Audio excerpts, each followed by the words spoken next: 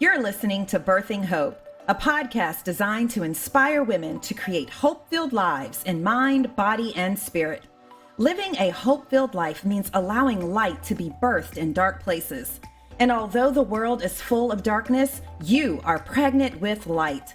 Join me every other Wednesday as I have real conversations with inspiring women designed to encourage you to push through the darkness and birth hope in your life and in the lives of those around you. My name is LeDuff Gadson. I am a Christ follower, author, artist, wife, and mom of 8. I will be your host and midwife as we take on the task of shining our lights and birthing hope into a dimly lit world. We've got hope to birth. Time to push.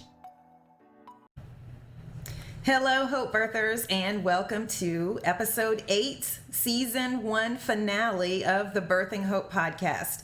Season 2 will begin January 6, 2021, and I think today's episode will give you some important things to consider as you close out this year and prepare for the next.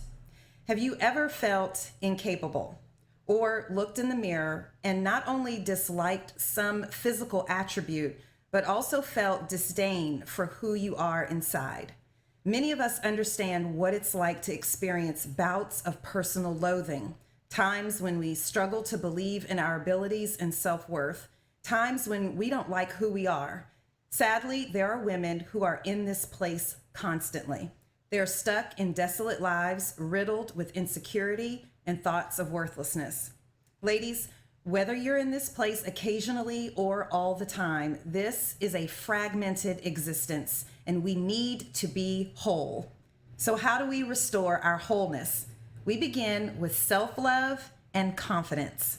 My guest today is Denise Meggett. She is a certified personal trainer and holistic consultant. She is an author, speaker, blogger, and founder of Encouraging Words by Denise and Spectrum Wellness Company, where she encourages restoration of wholeness in the lives of women through physical wellness.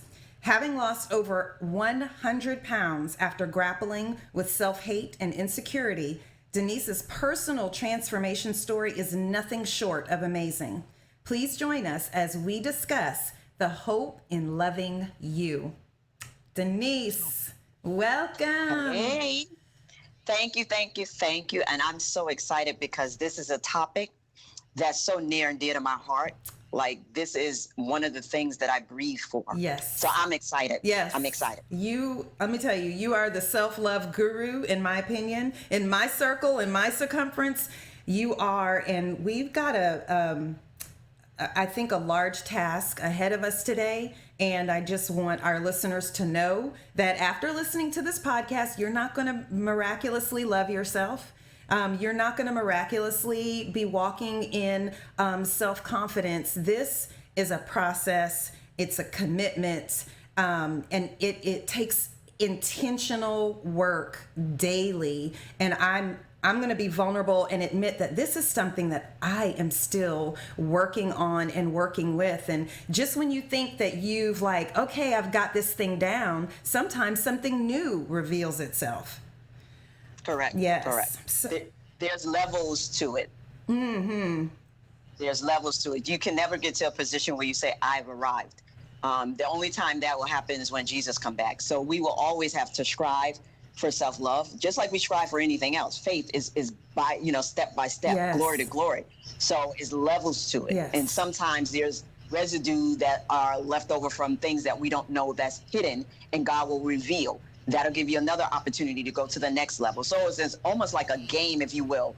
I grew up playing video games. So if you have level 1, level 2, level 3, there's levels to self-love. Yes. And you can't condemn yourself for whatever level you're on, because that's what you're prepared to receive at that time. So, I'm excited. That is so good. What you're prepared to receive at that time. I love that. Well, let's just dive right in. First of all, self-love. What does that mean? What does it mean to love yourself? I think people really need to understand that, because sometimes they have a skewed look on what self-love means. They confuse it with arrogance or narcissism or being egotistical. I think people really need to first understand truly what that even means to love yourself. Well, for me personally, I'm speaking from a woman who believes in Jesus Christ. That's who sits on the throne of my heart. And because he sits on the throne of my heart, I get my love, my affirmation, my confidence from him. Amen. I do not get it from my looks. I do not get it from my money. I do not get it from my children. I don't get it from any external forces. I get it from him. So self-love to me looks like love that God gives you. So it's almost like a give and a take. You have to receive his love to feel that self-love. And it is almost like a wave or an action that goes in and out of each other. It's very intimate. So God pours into me, and when he pours into me, I'm able to receive that love, and that love fills me up till I'm overflowing with it. Then I'm able to give it back out. So then I'm not, like I said, I'm not reliant on, oh, well, if I don't have this amount of money, I can't love myself. Or if I don't look like sister so-and-so, I can't love myself. I love myself in the fullness of Christ's love for me. That's right. So whatever he is, I am. Yes. Does that make sense? Absolutely. Like whatever he is, I am. Right. He is love. I am that. Yes. And that fills me to the full where I know that I love myself because and then take it to the next level. He thought so much of me to go to the cross. See, that's another level. Like, oh my God, he loves me that much. That allows me to love myself even more. Right. And then I think to the degree of God made me fearfully and wonderfully. In his creation of me, he was in awe as he was forming me because there was so much excellence that he placed in me. And that's not a cocky attitude. That's just his word said, I am fearfully and wonderfully made. If you study that out, when he was crafting us, he was careful with us. He was placing in us everything that we needed. So there's no incompletion. There's no flaw. There's no lack. Everything that we need is in us. Absolutely. And knowing that allows me to love myself even the more. Right. And I think that when we know and understand that God is in us, Christ is in us. And so if we love God, then by default, we ought to love ourselves. And then who are we to elevate ourselves above him? Who are we to say, oh, God can love me, but I can't love me? My love isn't greater than his. So if God sees goodness in me, if he loves me, if he values me, if he treasures me, then I too should be loving and valuing and treasuring myself. Exactly. And just from a practical stance, for people who may not be at the level I am with my faith or at the level I am with my self-love, in a practical sense, when I didn't love myself, I had to take baby steps. Yes. And a lot of that looked like just self-care. It was just, okay, what can I do for myself today to honor my existence? And what I started doing was saying no. That was the first step. Yes. That was the first step for me saying no. And that seemed small, but that was so big because I said yes to everyone else except myself. So that was the first step in me practicing self-care, which is a form of self-love as well. And I just started saying no to things that was not beneficial to me, things that took my time or my focus off of me. I just started saying no.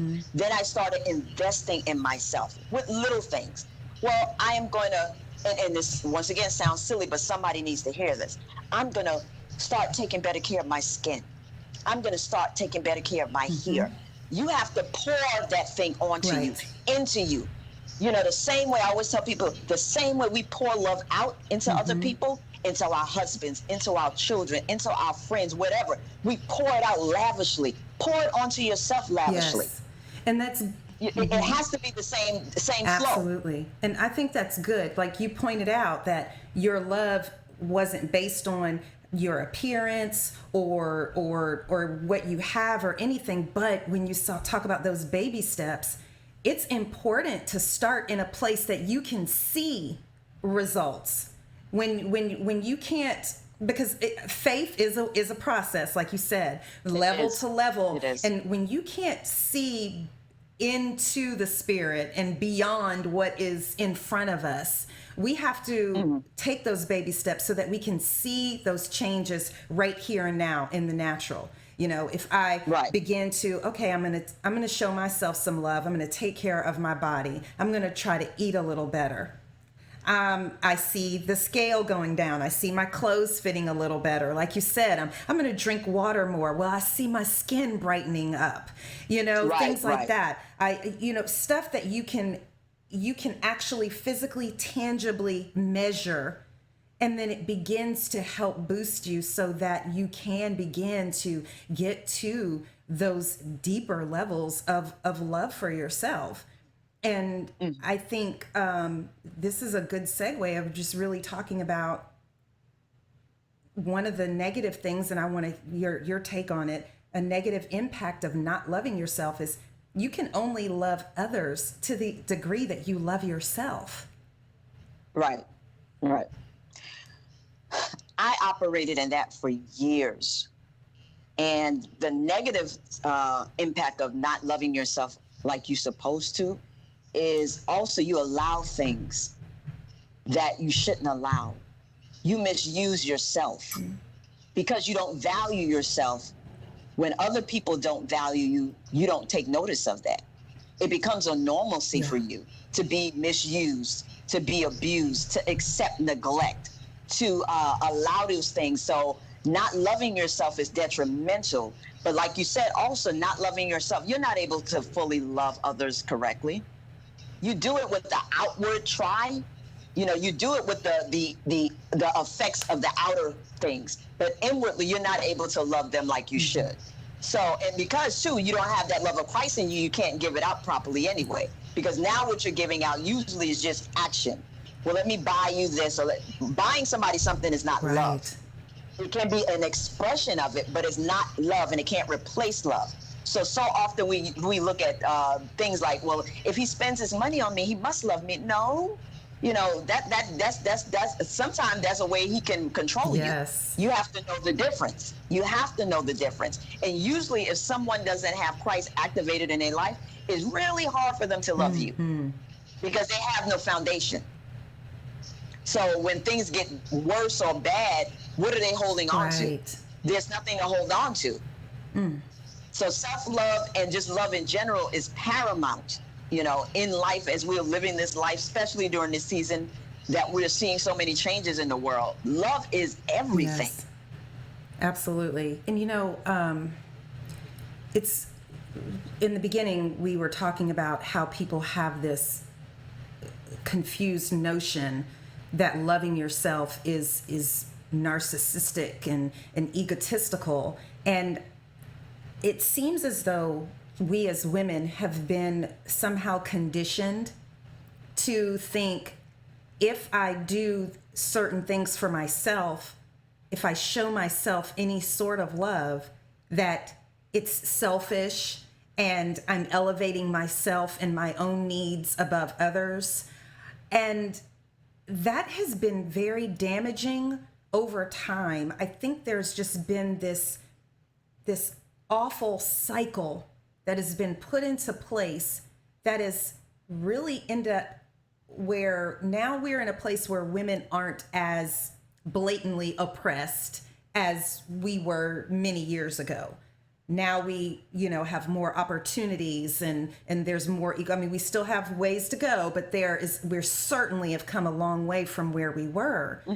But I feel as though it's almost as if the abuser has now given us the weapon, and now we abuse ourselves with our mindset, thinking that if we do certain things for ourselves, if we show ourselves any measure of love, that somehow we're not humble, we're egotistical, we're narcissistic, we think that we're grand and better than everyone else. And that is so damaging to our esteem. And we just, it's like you self-destruct. Right. For me, it can appear when you start pouring self-love out on yourself, it can appear that you are selfish to people looking around, and especially if they're not used to you loving yourself, it can appear that you are selfish, that you have become prideful or puffed up. However, this is where knowing who you are is so important, because you can't allow what other people think to move you. Right. So for me, applying self-love took a lot of faith, and it took a bold step of faith. I had to make changes in my life that didn't necessarily line up with what other people thought. But I knew that it was for me, and it was the way that I knew how to love myself. Therefore, I didn't offer people an apology, because I knew God was okay with me loving me. And it's so often, even now, I was having a conversation with God, and one of the things he was telling me is, you have to give her permission to be free. And I had to meditate on that for a second, because I'm like, who is the her? It's nobody here but me and you. And he was talking to me about me. I had to give her, the inner her, permission to be free, because he had already set me free, but I was still holding her bound because I was caring about what other people thought. And you can't do that. With self-love, you have to pour it out on yourself, and it may look arrogant. In the natural, people are going to see you changing. That's okay. You're becoming who God created you to be in his fullness. So it's going to appear to be whatever. We don't go by looks alone, because God knows the heart. He knows the inner work that he's doing on the inside of you. So like I said, one of the things I incorporated immediately was saying no. I incorporated guarding my time. That meant if somebody called my phone that I didn't feel like talking to, I did not answer. And I did not apologize for not answering. You have to guard your time and your energy and your space. All of that is a part of self-love. Knowing when you have had enough, that's a part of self-love. It's like I said, there's layers to it. Because when you're going through healing, you definitely have to be careful. Self-love has to be paramount in that moment as well, because when you're going through healing, you're open and vulnerable, and you can't let everything into your spirit. So, like I said, with that, it's going to appear to be selfish. Do it anyway. Be it anyway. If that's the only word that you can come up with, selfish, then sometimes you have to do that to save your own life. Right. And I think you hit the nail on the head. Healing. All of this begins with healing, and it's part of the healing process, and healing from the faulty programming that we have received throughout our lives, whether it be through things that may have been done to us through no fault or control of our own, things that were said to us, maybe even things that we did and engaged in and ended up walking into and bringing it on ourselves. But it all is just this part of this whole healing process. And sometimes, like you said, it's just like levels. There's layers to it. You particularly, and then I want to tell you something that I discovered, that God revealed to me. One of those things popped up, and I was like, wow, this is something that still bothers me. But you particularly encourage women of color to love themselves. And you even have an ebook on your website, encouragingwordsbydenise.com. And the ebook is called The Color of Self-Love. And it's beautiful. It's just like a little, like love notes is what it is like. Talk to us about that, the importance of that, and then I want to tell my story, because it definitely has to do with that, being a woman of color. So just please share. When I created that ebook, it came out of me, because everything that I do and manifest is the season that I'm in personally. So I always tell people, I'm in this journey myself. I'm a woman, I'm still healing, I'm still growing as I help other women heal and grow. So I'm very transparent. So the color of self-love, like you said, and I never looked at it like that, is like a love note to yourself. So often we have been hard on ourselves, but not only us. As a society has not done its best by Black women. It just hasn't. We have been not supported, not loved, not honored like we should have been. Well, you can do one or two things. You can weigh on that, cry about that, whine about that, or you can say, well, I'm going to do that in and of myself as God allows. So for me, I chose to love on myself, to pour it on myself. I don't have to wait for anybody to do it. God has already done everything that he needs to do in my life. So I am now allowing that love that he already has shared with me to be in me and manifest even the more.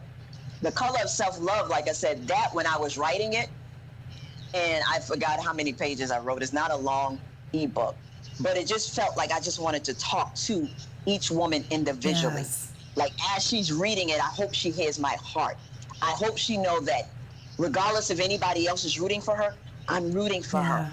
I'm praying for her. I'm in her corner because I know she can do Right. it. Not I think she can do it. I know she can do it because I always say, if you knew where God brought me from, Yes. oh my God.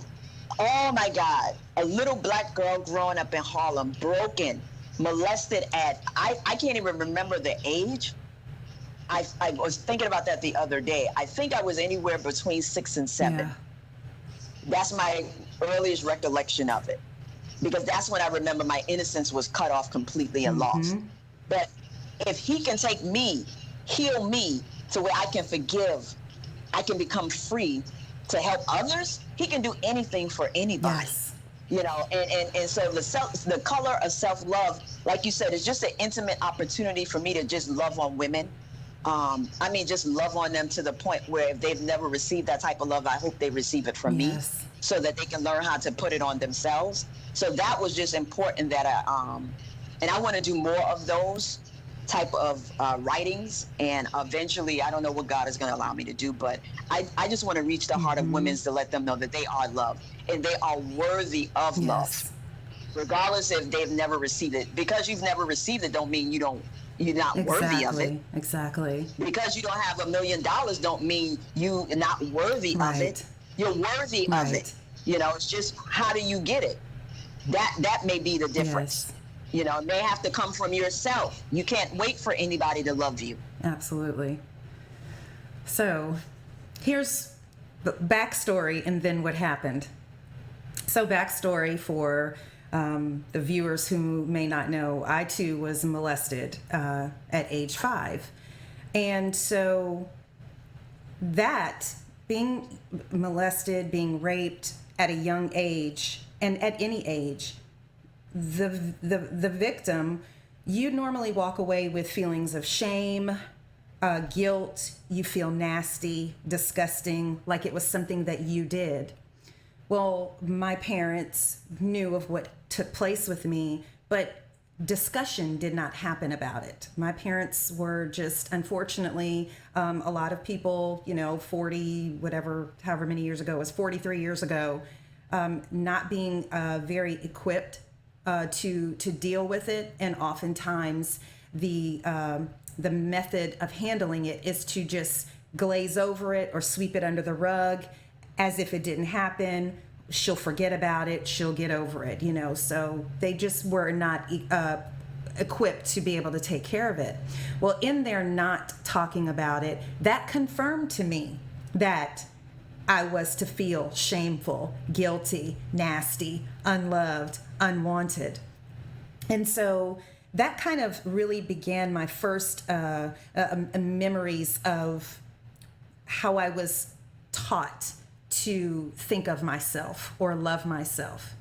Now, here we have the thing of, I'm a woman of color, I'm a black woman, I'm also a mixed woman. The world around me told me that I was not wanted. The world around me told me you're supposed to be ashamed of being black. The world around me told me you're supposed to be ashamed of being mixed. The world around me made me feel like I was isolated and no one, my voice wasn't important, I wasn't wanted, and I had no place where I belonged. Okay. That's a little bit of backstory. So as you can imagine, it was a time coming up, learning to love yourself and not being told that you should love yourself. Okay. Right. Fast forward, and I've been in a lot of rooms where I've been the oddball, whether I've been in a room where I've been the lightest person in the room, or I've been in a room and I've been the darkest person in the room. I've been in many rooms where I have felt like, okay, I'm just trying to fit in the best way I can. I'm trying to feel comfortable. I'm trying to make everybody else feel comfortable. I'm trying not to make any waves. I'm trying to go unnoticed. Those types of situations. But always still trying to, bring your best self forward. Okay, so fast forward, and here we are, 2020, just a couple of weeks ago. I'll go in grocery stores. You speak to people. Hey, how you doing? Some people speak, some people don't. You're walking, you're doing whatever. You're all about out in the world. You try to be polite, friendly, show people a little, hey, good morning, how are you? And get stone-faced and people walk by. So here we were. It was a couple of days after the election results. And, we've got our projected winner, Joe Biden and Kamala Harris. And I'm walking through the grocery store and my mask is on my face, of course, because this is 2020. And I'm walking through the grocery store and I'm doing what I always do. I'm greeting people, hi, how you doing? And I have so many people that are looking at me like I've got like a third eye. And all of a sudden, it just occurred to me, our vice president-elect looks like me. She looks like me. And I mean really looks like me. With a similar background and story. And this smile just rose up over my face under the mask. And when I tell you, I just felt heat in my chest of like all of a sudden, like something in me broke loose that just reminded me that this is something that's been bothering me. This is something that like I needed like that extra dose of healing or reminder of you are worthy. It doesn't matter who doesn't want you. God loves you and wants you. You are capable of greatness. There's greatness within you. It just, this something just kind of perked up in me. And it was like, well, you don't have to smile. You don't have to say hello back. Our vice president, it looks like me. And then the same day, though, so this was the morning, and then the same day I'm walking down my path where I normally take my walks, walking by I've got marsh views and river views, and it's beautiful and it's serene, and people ride their bikes and they walk through there, and I can't help but feel happy because where I'm walking makes me feel connected and closer to God. And so what do? Hi, how are you doing? Good morning, good evening, good afternoon, whatever time of day I'm walking. And I still get people that look at me like I'm crazy or don't make eye contact or kind of give you a scowl or keep on walking by. And that very same day, it happened again. And I was like, our vice president looks like me. And it did something for me.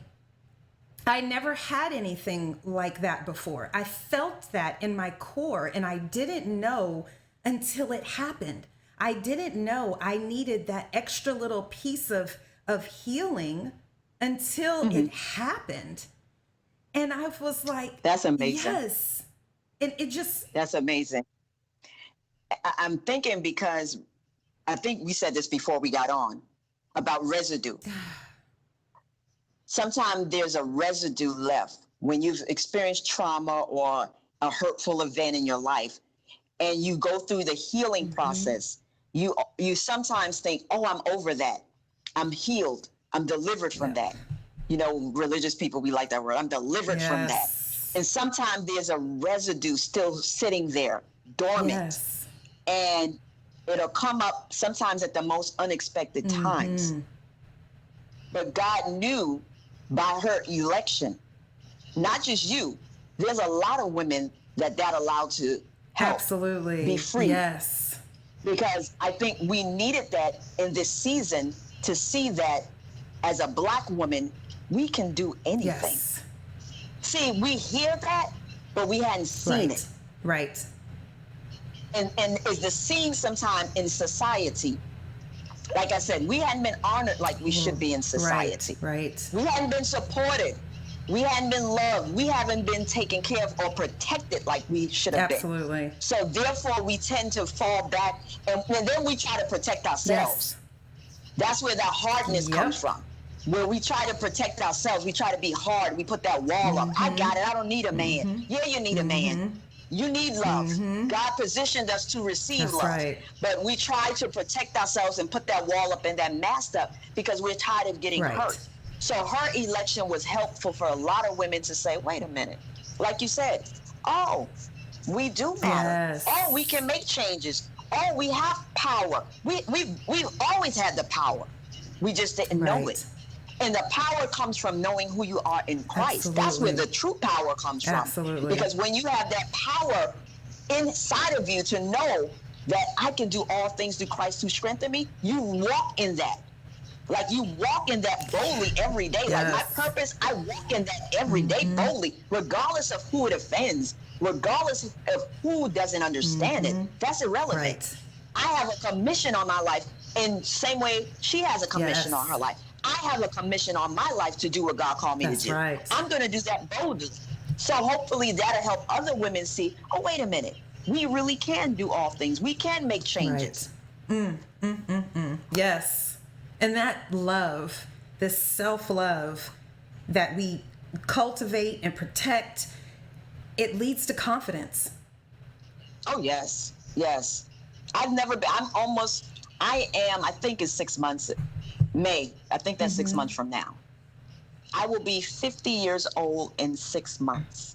And I am so excited. Now, some people will be like, oh my God. You know, I am so excited because this is the season where I know God is doing miracles and I know he's manifesting miracles in my life. This is the season that I can take care of me. I can focus my attention on me. My baby will be graduating from high school. I'm almost free. And I'm like, yes. And not just in that, I'm free in who he has made me to be. So everything is lining up now. So I'm excited for where he's taking me at this season of my life, being almost 50. So I look forward to that. And because God is doing a new thing. See, sometimes we think that we've missed it because it wasn't accomplished in our 20s or it wasn't accomplished in our 30s or it wasn't accomplished in our 40s. I don't care if it takes me till I'm 80. Whatever he has planned in my life, it shall manifest. That's right. Absolutely. So that confidence and that boldness stems from me first applying self-love.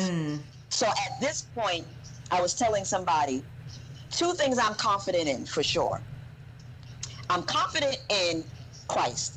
You cannot tell me that God does not exist. Absolutely. And you cannot tell me that God is not faithful. Absolutely.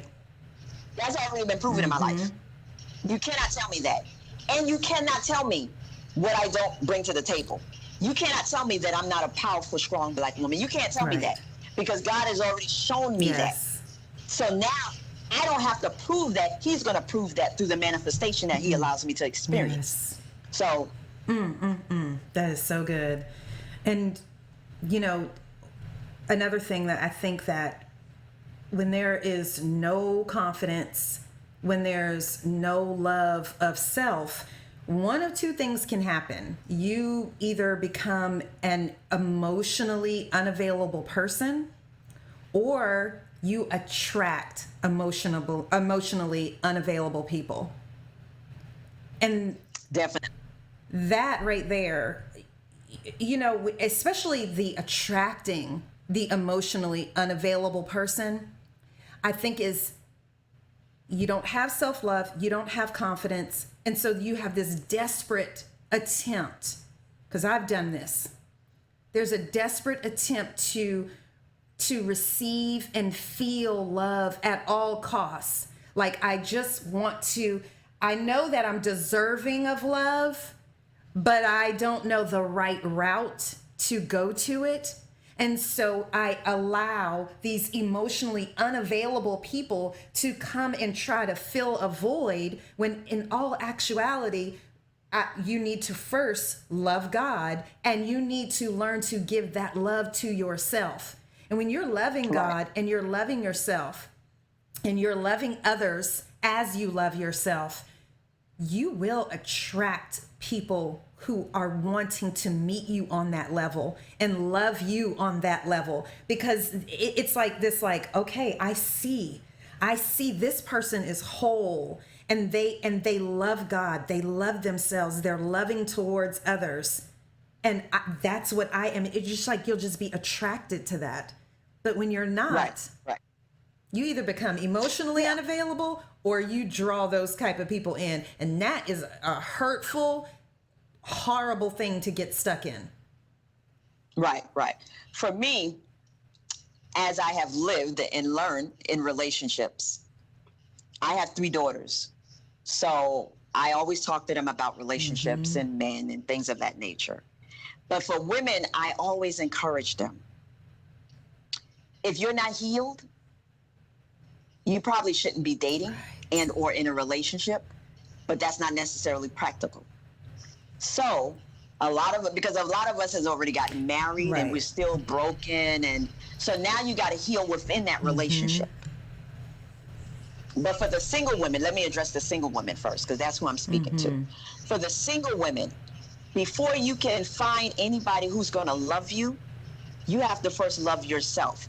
That way, when their love comes, is an asset and not a liability.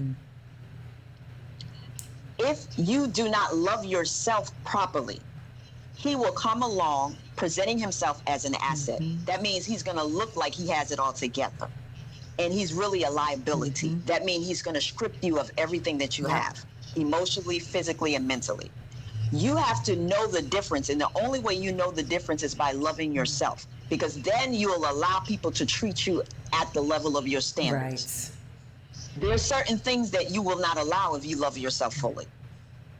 Period. Absolutely. I don't care how you slice that pie. If you love yourself fully, you're not going to allow a man to call you outside of your name. That's unacceptable.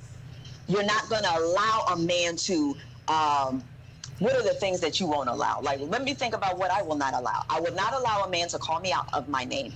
I would not allow a man to waste my time. If I already know that you are unavailable or emotionally unavailable, you're not going to waste my time with that. So why are we pursuing this? I will not allow a man to use me. You're not just here to get. You're here to add. And if you can't add, then why are we together? We're supposed to be adding to each other. So there's several, I mean, there's a lot of things that I don't allow, but it's just things that you have to know. By loving yourself, that helps you kind of weed out, like, okay, this is not what I'm going to allow. I'm not going to accept this. I'm not going to tolerate this. And loneliness can't be a reason that you allow those things either. Because when you love yourself to the full and you understand the magnitude of what God loves you at, then you understand that that's not acceptable for me. That's not acceptable. And you know, when you love yourself and truly love yourself, you also are able to see those discrete, small ways that a person can manipulate, hurt, tear down, pick apart your self-esteem. So you'll see it automatically when you know your voice, your identity, who you are, you have love for yourself, you know what your standards are. You will be able to see those red flags immediately. Even if those red flags are light red or kind of pink, you'll see, you will be able to see, like, oh, no. That's what that is. This is what you're trying to do. You know, I come and I try to talk to you about something and you get angry with me and flip it around, you know, on me, and then I'm the one that ends up coming to you and apologizing for something that I didn't do. You did it, but somehow you flipped it and worked it and manipulated the situation where it was like, oh, now I'm the one who's coming in. It's just like this emotionally manipulative game that a person can play if you end up getting involved with someone who is emotionally unavailable. They have not received their healing, nor maybe they're not even admitting that they need healing. And next thing you know, you're torn down to shreds. Right. And I'm going to use something that popped into my head as an example. because I was referring to the single women. Mm-hmm. Now, because sometimes, like I say, we will get married and still not be healed or whole, and now you have to learn how to heal within that marriage. So I am currently a widow, but my husband, the biggest thing for him was he was used to women who had long hair that you can put up in a ponytail. Well, I'm not going to take my turban off because I didn't brush my hair. But you know, Delon, I barely have any hair. I shave my hair almost bald. And I love that. That's me. That's my personality. That's my fire. And so when we first got married, he would always suggest, like, well, babe, why don't you do this to hair? Babe, why don't you do that to your hair? Babe, why don't you do that to your hair? And for a minute, I was like, okay, you know, we newly married. Okay. Yeah. I'll color my hair. Okay. I'll grow it out. Okay. Then one day I said, wait a minute. That's not working. Yep. This is not working. This is, and now I believe in submission. So do not mistake what I'm saying. I believe in submitting. That's the order of God. However, I knew that was coming against my self-esteem. Yes. And I had to squash that. So I said to him lovingly and boldly, this is my head. You met me like this. You're going to have to accept this because this is who I am. And he did. And I went to the barbershop, I think the next day or two, cut it off. And I felt so free. And he did admit he did not love it, but he liked it on me. And I was okay with that. I was okay with that because I have to be true to who I am. Absolutely. That was a part of my healing. That was a part of me getting back to me. So it wasn't so much I can please him to the degree where I can forget about who I am. And I wasn't willing to do that, even in a marriage. And like I said, it worked out. He was good with it. He didn't love it, but he liked it. And that was good enough for me because I loved it. Oh my goodness. And that's the truth. Like, I mean, there are going to be people who, like, I mean, well, like, hey, my hair journey. 3 years ago, I stopped coloring my hair because, I mean, in my family, we just gray early, which I've come to learn that that's supposedly some kind of form of vitiligo, losing your hair color very early. But, I mean, I was a kid and I had gray hair. And so I never colored my gray because I didn't like it. I just colored my hair because it was just styles, you know, just hairstyles. And then I just felt so strongly in my spirit that the Lord was telling me, stop coloring your hair and let that begin to be an outward representation of this transformation, right? And so I was like, okay, so I mean, I stopped coloring my hair and now, you know, 3 years later, it's almost all white, you know? It is beautiful. And so it's like, and some people, they will say things like, oh, I'm not that brave or I'm not that bold. And I'm like, why you got to be brave or bold? I'm just me, you know? I'm just being who I am. Doesn't take any bravery for me to let the hair look like it looks coming out my head, you know? So. And that is so key to what you said. A lot of women are not brave enough to be who they are. It has nothing to do because when women see me with my hair being almost bald, oh, you have the head shape for it. Oh, it looks so good on you. That wouldn't look good on me. Well, this is not who you are. This is who I am. This is who I am. Be who you are. They're not bold enough to be who they are. And that's the thing that's another thing I want to get women to understand. Just be who you are. Without the pretenses, without the falsehood, without the mask, without comparison to other women. I don't compare myself to anybody else because I don't want to. I don't look like anybody else because I don't want to. You know who I want to look like and be like? God. Exactly. That's who I want to look. I told God the other day, I want to look and be like you. You know, they talk about be like Mike. No, I want to be like God. You know what I mean? Because that's the real. For years, I tried to be like somebody else or try to look like somebody else, and I always got, oh, you look just like your father. You look just like your father. Okay, whatever. That don't add nothing to me. I want to look like God. I want to be in His likeness and image. So I think if women can get more comfortable in being who they are, without caring if it looks like Sister So and So or Sally, it doesn't matter. God added you to this earth because we needed your look, your personality. Right. And As you can see, that gets me on fire. That is perfect though, because like I want people to truly understand what you just said.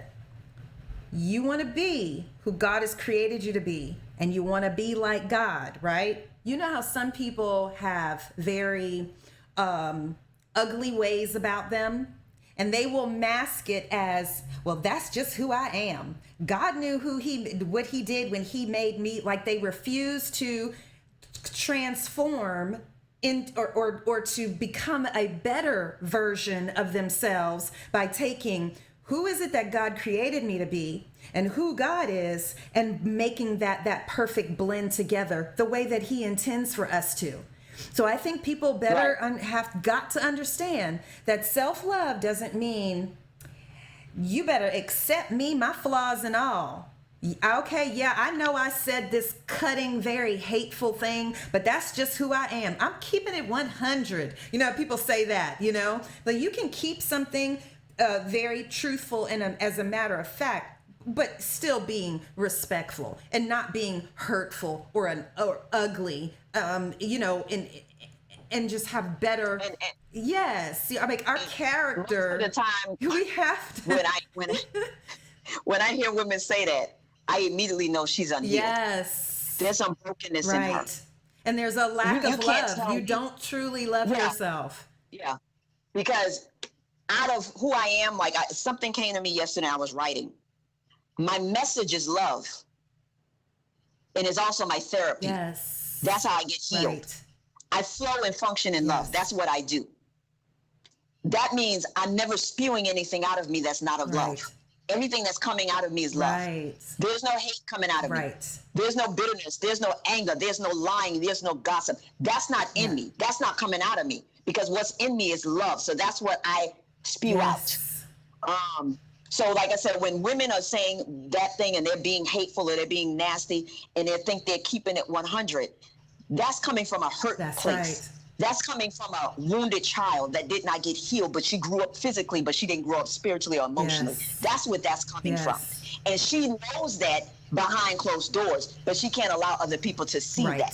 So she has to mask it with the attitude, with the makeup, with the money, with the status. Right. That's fine. But at nighttime, who are you? When all of that is stripped away, who are you? Exactly. That's what's important. That's why having self-love is key. Because at night, when I lay my head on the pillow, the sleep is so good. Because I get so peace. Because I live in a way that I don't have to apologize to myself. That's right. You know what I mean? I don't have to apologize for not owning myself. That feels free. Yes. So what are some things that the ladies listen to us can do right now today that can begin to get themselves on a journey of self-love and confidence? Something that they can begin to really start putting into place, because like we said, this is a journey. It is.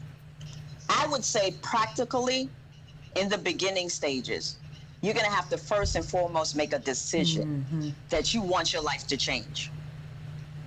You have to make a decision that you want your life to change, that where you are right now currently doesn't work. You're not happy here. You don't want to spend the next 5 years doing this. You have to make a decision that this is not working. Once you've made that decision, you have to bind yourself, commit yourself to taking care of you. You have to, I don't care if you make a list of 3 to 5 things that you're going to do for yourself. Not for anybody else, but for yourself. I don't care what it is. I don't care what it is. It can be something as simple as I'm going to drink more water. It can be something as I'm going back to school. It can be something that you want to do for yourself. Nobody else is involved in this decision but you. So once you make a decision that you no longer want to live like this and you have to make a change, that's key. That's first. Secondly, make a list about 3 to 5 things that you want to do for yourself. Thirdly, I would say this probably should have been 1, but I'm going to put it third for you have to start making a decision to draw closer to God. You can't do this without him. You cannot do this without him. You're going to try to do it without him and you're going to fail, but you cannot do this without God. So I don't know if, because I can't tell you anything else but Jesus Christ. I don't know who your God is. I know who my God is. So I can only say from my experience, my point of view, my healing, that he is the only one that can help. So you're going to have to make a decision to develop a relationship with God, get in that word, which is the Bible, and start studying for yourself to know who you are. You're never going to know who you are without knowing the word. Because who you are is coming out of the word. God formulates you out of that word. So I would say, like I said, the first thing is make a decision that you no longer want to live like you're living. Create a list of about 3 to 5 items on it that you want to do for yourself personally. It has nothing to do with anybody else. And formulate a relationship with God. Those are the 3 things I would say you should practice and see your life change slowly but surely. And give yourself patience and time, because it will take some time. And don't beat yourself up along the way. You know, like if you want to show yourself love by, I don't know, making a transformation in your appearance. Maybe you want to drop, you know, a lot of women, we want to drop some pounds, or, you know, we want to shape it up or whatever.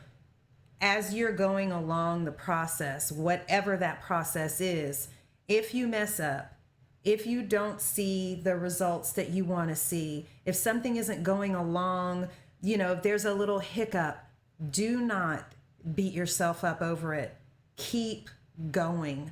Keep moving forward. Stay the course, and you will eventually begin to feel that love of yourself more. You will begin to, and then that list will grow. You begin to make space for love for yourself in your life. And then it may be where maybe it's not solid things that you're doing solo all alone. Maybe you want to spend a little bit of time with this family member or with this friend, or with, you know, to be able to, you know, it's like, okay, I want to spend more time with the, you know, here, there, the other. But I just really think that no matter what happens, to stay the course of that journey. Let's talk about, yes. So speaking of courses, there we go. You have a program called Transforming You. You have a lot of great courses and programs, but I am, and I will have more coming. I'm excited. So the Transforming You program is specifically geared to women who would like to lose weight. However, it's not limited to that. So as you're coming along the journey, you may decide, I want to become healthier. I want to take better care of my temple. So I want to lose some weight, but then I do know I have some emotional things that I want to deal with as well. And I want to draw closer to God. So like I said, I work with women, encouraging them in physical wellness, personal growth, and also restoration of wholeness. So it's a trifecta effect: mind, body, spirit. So Transforming You is where I work with women one-on-one, virtually, weekly. We'll meet every week. You have access to me via email and text, unlimited. It's a 4-month program, 16 weeks. And the reason why it's that long is because anybody who's ever had any weight loss knows it is not overnight. It's not overnight. Like my husband used to say, you took 5 to 10 years to put that weight on. It is not coming off overnight. So that's why I developed it for 16 weeks. 16 weeks, I think, is a good parameter to see something happen, some change happen. So it's a 16-week program. And like I said, I work with them one-on-one weekly. There are recipes that they'll get meal plans, they'll get exercise plans, they'll get life assignments. Now, I am a teacher also. Life assignments are homework. Like I tell people, do not come to me if you're not ready to be worked, because you're going to get worked. That's the only way change and transformation happens. You have to be active. You have to participate in it. So me being an instructor, they're going to get life assignments. And I'm going to be there all the way through the journey. I am just as committed to their success as I am to my own. Like you said, having lost over 100 pounds myself, I know the struggle. I know the hardship in it. And then for me, it's very personal, because I lost my mom at 55 years old. She passed away at 55 years old, a week and a half before her 56th birthday. she was extremely obese. I am breaking that generational curse. Yes. I am a curse breaker. Yes. So this is a program that I put together to help other women become curse breakers. They're going to be healed and transformed. Like I said, they have to bring their all to the table, Yes. though. So I'm excited about the program. Amen. That's awesome. You also have a confidence training program. Yes. So I'm still, that's almost, I'm advertising and I'm almost ready to release it. And I am so excited. The title of it is called Finding Your Confidence. OMG. I'm excited about that because I'm big on confidence. Like, I am confident in who I am, like, at 1,000%. And it's not me, it's the Christ in me. See, that's the difference. People don't understand. It's not in and of myself. I don't have all the right words. I don't say everything right. I don't do everything right. I don't have all this, that, and the next, but I have him. Therefore, there's nothing that I cannot accomplish. So because of that, that's a bold confidence that I have. So Finding Your Confidence is a course that I'm putting together where women can purchase it, and they'll have videos. They will have, I'm working on a journal in it, a book. I'm a writer. So my heart is to always leave them with some words at night. In the middle of the night, if they need to journal their thoughts, they can. And I'm also going to offer them a consultation with me if they want a one-on-one. So all of that will be in the program. But Finding Your Confidence is paramount to walking in your purpose. You cannot walk in your purpose without confidence. You cannot do it because there's going to be everything out there that's going to slap you down and tell you you're not doing this right. Who do you think you are? You better know who you are when you step out there. You better know that you can do this. You better know that you were called. So Finding Your Confidence is paramount for you to walk in your purpose. So that's why I'm releasing this. And there's going to be so much other things that I release because we need healing. And I want to bring that to the table. I want to bring that to the table. Absolutely. So yeah, I'm excited. Let me tell you. And you know, you can't fake confidence but for so long. You know. Oh, that thing will wear off. you know when they say fake it till you make it, if you faking it, you're not going to make it because you can only fake it for so long. If you are not cultivating that in yourself. And like you said, it isn't necessarily confidence in me and what I'm this, that, and the other. When you have confidence in who God is, by default, you have confidence in yourself. Because if you truly believe that he is within you, that you can do all things through Christ who strengthens you, that Christ dwells in you. It is not I who lives, but Christ who dwells in me. Amen. If you have confidence in him, then you by default have confidence in yourself. If you truly understand who he is, what he says about you, who you are, and what you are capable of doing and achieving. Self-love and confidence are good things, and they are possible. They are ours right there for the taking. Yes. So I just want to restate this to our listeners. This is critical. This is important. Like this is the season finale. So this is the last Wednesday in November that a podcast is releasing. So we'll be off for the month of December. But I think that this is a wonderful spot to end because the month of December is all about us doing what? We're giving to other people. We're doing this, but we're also evaluating the year gone by. There's a lot to evaluate in 2020.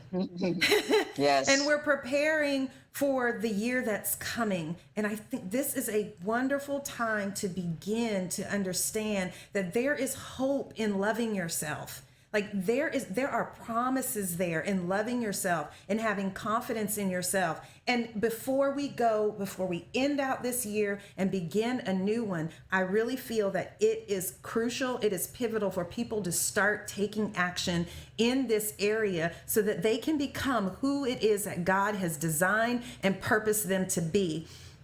Hope birthers, I'm just telling y'all right now, you need to go visit Denise at her website.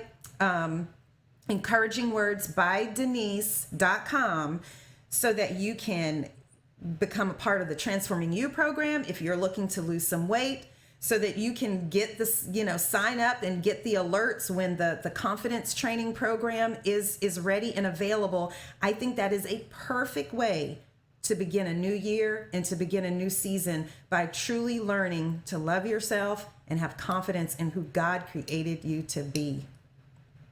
Denise. Yes. Thank you, sister. Well, I thank you. I thank you. Any opportunity to walk in my purpose is a blessing. Yes. So I thank you. Oh, you are so welcome. It's going to be amazing. And I know that we're going to hear some good reports back from this here podcast, because we're about to change some lives here, saving some lives. And that's what we do. That's what we do. That's right. Well, thank you, sis. I love you. Thank you. Love you too, lady. Thank you for watching this week's episode of the Birthing Hope podcast. If you know an inspirational woman whose life and experiences carry a message of hope, then email me at creator@birthinghope.com. I'd love to invite her to the conversation, or perhaps you are that woman. Also, visit the website at birthinghope.com. There, you'll find links to subscribe and download so you'll never miss an episode. Check us out on Facebook and Instagram at Birthing Hope Official. And remember, subscribe to this channel. Until next time, remember, create your best hope-filled life.